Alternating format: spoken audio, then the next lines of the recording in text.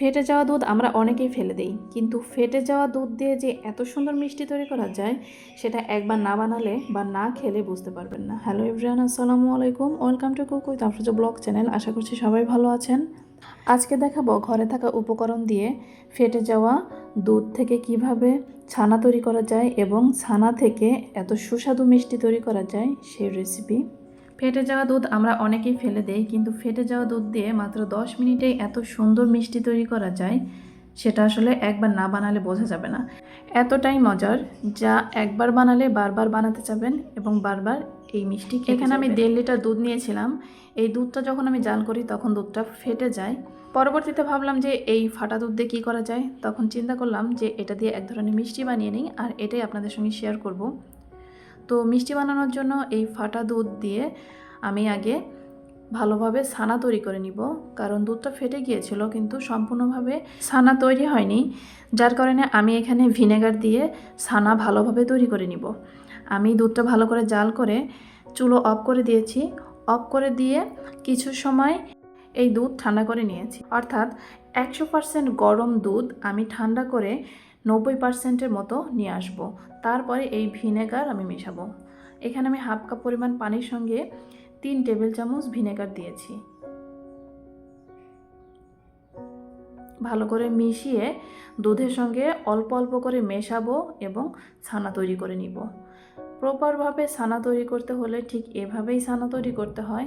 দুধ জাল করার পরে দুধ যখন বলক চলে আসবে তখন 90% থেকে 85% পর্যন্ত যখন তাপমাত্রায় আসবে দুধ, তখনই ভিনেগার মেশানো পানি বা লেবুর রস মিশিয়ে এভাবে ছানা তৈরি করতে হয়। আর সেই ছানা দিয়ে কিন্তু পারফেক্টভাবে মিষ্টি তৈরি করা যায়। যে কোনো মিষ্টি তৈরি করতে হলেই ঠিক এভাবে ছানা তৈরি করে মিষ্টি তৈরি করতে পারেন। এখানে ভিনেগার মেশানো পানি সম্পূর্ণ দিয়ে আমি আলতো করে নেড়ে নেড়ে ছানা তৈরি করে নিলাম। দুধ যেহেতু কালারটা চেঞ্জ করে ফেলেছে, এখানে কিন্তু দুধের কালার আর নেই, এখানে কিছুটা সবুজ কালার হয়েছে, আর আমার ছানাও কিন্তু সম্পূর্ণভাবে তৈরি করা হয়ে গেছে।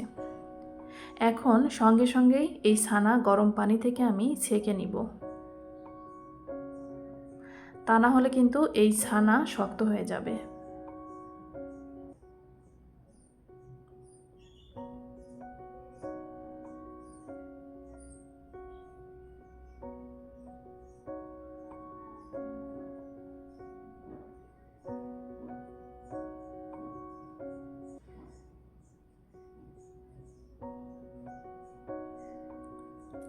এখন পানি দিয়ে এই ছানা আমি ধুয়ে নিব।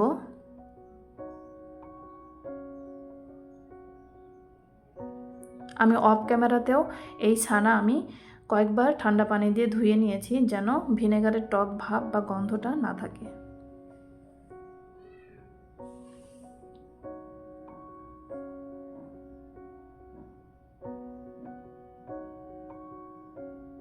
এখন পানি ঝরানোর জন্য রেখে দিব 2 ঘন্টার জন্য।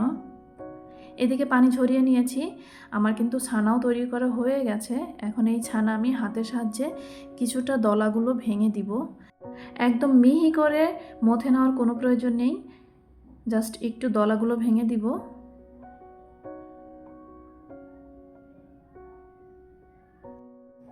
এখন এর মধ্যে দিয়ে দিব 1 টেবিল চামচ পরিমাণ ময়দা। ময়দা দিয়ে কিছুটা আবারও এভাবে আলতো করে নেড়ে নিব, অর্থাৎ ময়দার সঙ্গে ভালো করে মিশিয়ে নিব। এখন চলে যাব চুলোতে। চুলোয় একটি কড়াই বসিয়ে দিয়েছি, তাতে দিয়ে দিব হাফ কাপের সামান্য একটু কম চিনি।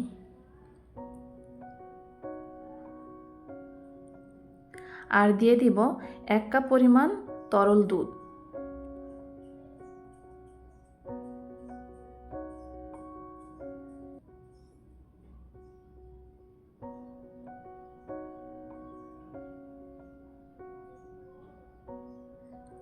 চুলো জ্বালিয়ে দিয়ে আমি যত সময় না দুধ ফুটে উঠবে এবং চিনিগুলো গলে যাবে তত সময় নেড়ে নেড়ে জাল করে নিব।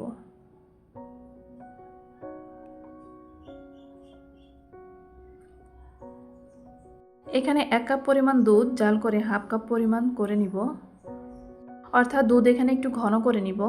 তার জন্য এখানে আমি গুঁড়ো দুধও অ্যাড করে দিব। এখানে আমি 3 চা চামচ গুঁড়ো দুধও দিয়ে দিলাম। এখন ভালো করে নেড়ে চেড়ে মিশিয়ে নিব। আর গুঁড়ো দুধ দিলে কিন্তু এর ফ্লেভারটা অনেক সুন্দর আসে, এর টেস্টটাও অনেক ভালো আসে।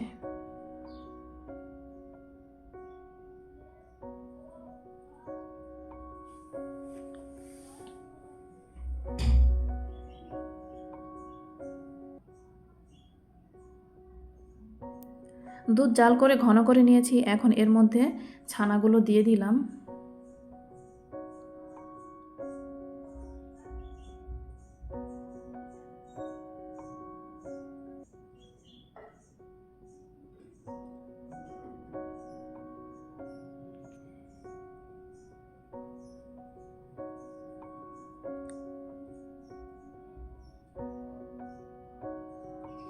ভালো করে নেড়ে চেড়ে দুধের সঙ্গে মিশিয়ে জাল করে নিব যত সময় না এই দুধটা শুকিয়ে আসছে।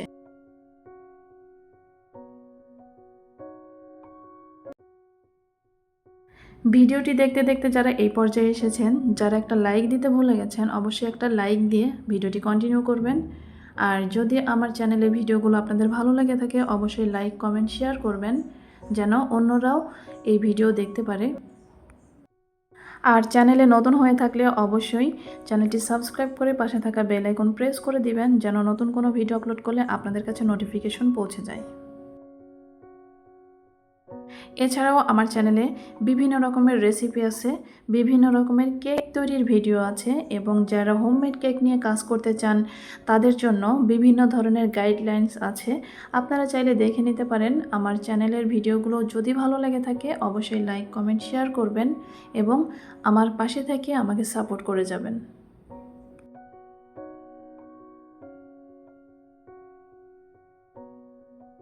কথা বলতে বলতে আমার এই ছানা কিন্তু জাল করা হয়ে গেছে, দুধও শুকিয়ে গেছে। এখন আমি চুলো বন্ধ করে দিব।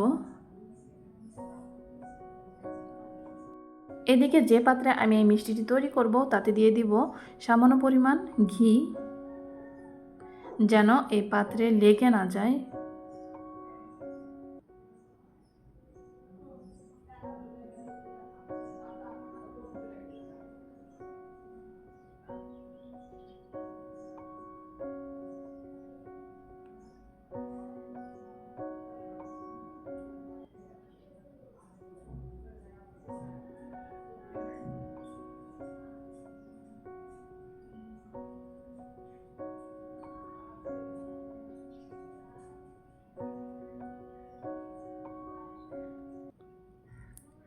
এখন এই স্প্যাচুলারের সাহায্যেই চারিদিকে সমান করে সেট করে নিব।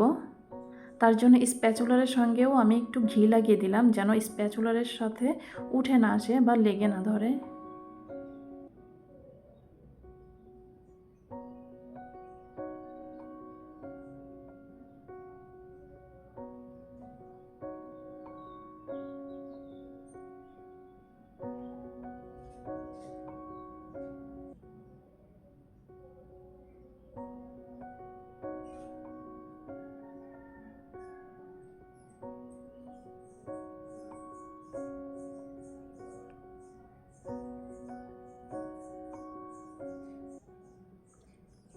আমি চারিদিকে সমান করে এটা সেট করে নিব।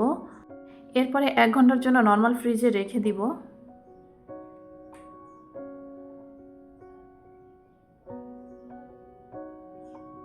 এখন যতটা নরম মনে হচ্ছে, যখন আমি ফ্রিজে রাখবো এটা কিছুটা শক্ত হয়ে যাবে।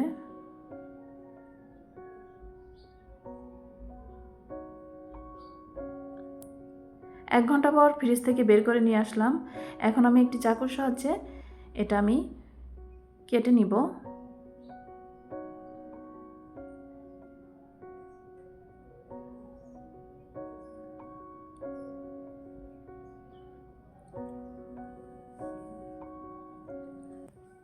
এখন একটা প্লেটে আমি নিয়ে নিব গুঁড়ো দুধ।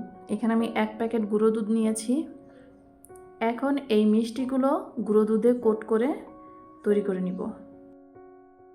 দুধ নষ্ট হয়ে গেলে দুধ ফেলে না দিয়ে আপনারাও ঠিক এভাবে মিষ্টি তৈরি করে নিতে পারেন। দেখবেন খুবই মজার একটা মিষ্টি। সবাই পছন্দ করবে। একইভাবে গুঁড়ো দুধের মধ্যে সবগুলো মিষ্টি কোট করে নিব। আর এই গুঁড়ো দুধ দেওয়ার কারণে কিন্তু মিষ্টিটা খেতে অনেক বেশি ভালো লাগে। এভাবেই সবগুলো মিষ্টি তৈরি করে নিলাম। আমার মিষ্টিগুলো তৈরি করা হয়ে গেছে। ভিডিওটি এই পর্যন্তই। সবাই ভালো থাকবেন, সুস্থ থাকবেন। আল্লাহ হাফেজ। আসসালামু আলাইকুম ওয়া রাহমাতুল্লাহি ওয়া বারাকাতুহু।